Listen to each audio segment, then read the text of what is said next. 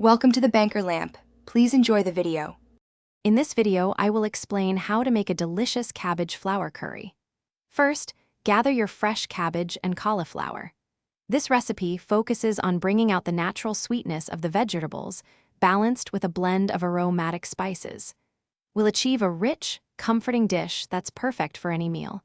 Get ready to transform simple ingredients into something truly special and flavorful. Now, let's get our ingredients ready. Start by chopping 1 medium cabbage into 2-inch pieces and breaking 1 cauliflower into small florets.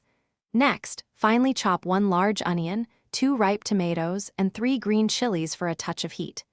Don't forget your spices: 1 teaspoon of turmeric, 2 teaspoons of coriander powder, and 1 teaspoon of cumin powder.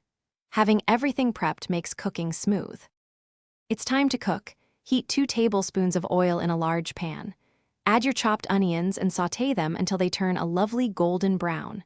Next, stir in the chopped tomatoes, green chilies, and all your powdered spices. Cook this mixture for about 5 minutes until the oil separates. Finally, add the cabbage and cauliflower, mix well, and simmer covered for 15 to 20 minutes until tender.